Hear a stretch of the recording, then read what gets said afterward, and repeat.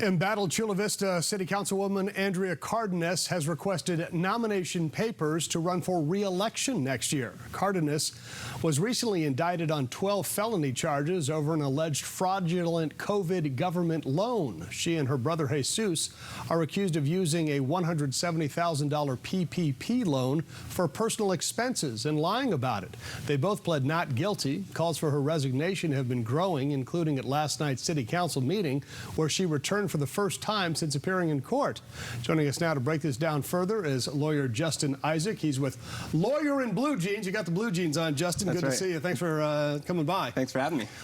Let's talk a little bit about Andrea Cardenas. She and her brother are charged with 12 felony charges for fraud, getting these loans and then using the money for personal expenses.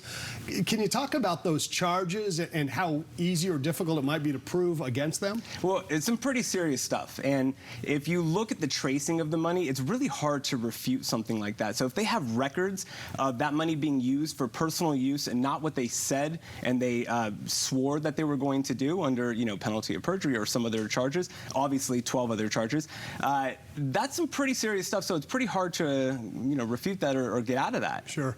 Yeah, I've heard that. I mean, you've got to sign all kinds of documents, right? You're trying to get money. You're saying that it's going to be used for this, and it might be easy to prove, well, it wasn't really used for that. Yeah, if you're paying off, I think, credit cards and other things that they were doing and campaign funds, I'm pretty sure that's right away not allowed to pay off your campaign or to pay money towards your campaign from PPP funds when it's supposed to be going. The purpose of it was for employees. And so if you don't have money going to employees of a company that may have not even had any employees, it's pretty hard to say, hey, we didn't do this. But she pleaded not guilty, so we'll find out. She's going to have her day in court, innocent until proven guilty. But a lot of people were at last night's meeting. They're saying, listen, you need to resign. These charges against you are bad, and you need to give up your seat.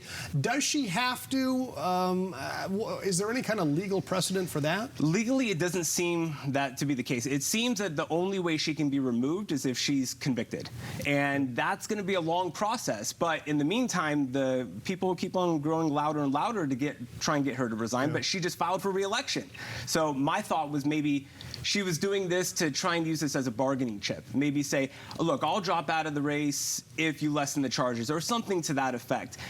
But I guess time will tell. Yeah, it's interesting.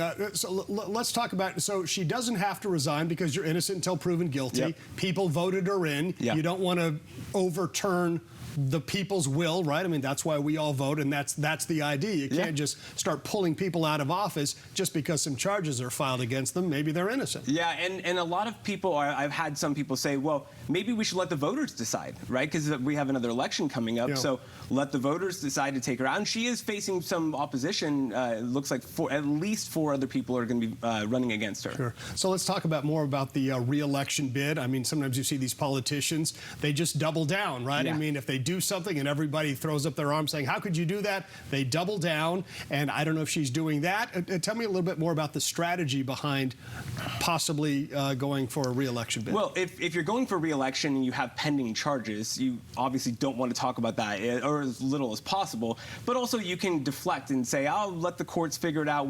That's what the trial is all about, and that's why this country is so great, to have you innocent and you're presumed innocent until guilty, until proven guilty. So I think that she's going to rely on that fact when this election is nearby, because we are not going to see a trial for a very long time. What might she plead guilty to as far as some kind of a plea deal? What do you think might be available to her? It's hard to tell because we don't have all the facts, right? I think that maybe the more serious felonies, she's going to try and plea out of that into something a little bit lesser, to have a less harsh sentence. If she were to plea at all, she might try and ride this all. She seems pretty defiant in this, that she doesn't want to resign, doesn't want to admit anything. So maybe she'll ride it all the way through. But I would assume that the more serious stuff, she would try and maybe cop a plea to that to avoid some serious jail time. Yeah, the idea, I guess it could take years before it goes to trial, and in the meantime, maybe she tries to keep her seat. And as long as she's there and she has the seat, she's getting paid, I presume. Yeah, and it looks like she's been taken off of all committees, right? And that makes sense too. And it looks like she's losing her Sandag spot as well. So she might be a little bit more limited, but at the same time, she's not being taken out. So. All right, Justin Isaac, lawyer in blue jeans. You're in your jeans, and I know you've got other attorneys at your office there, and you're all wearing jeans, so that's kind of a fun idea. All right, good to see you, Isaac. Thank you. Thanks, buddy. All right, Teresa?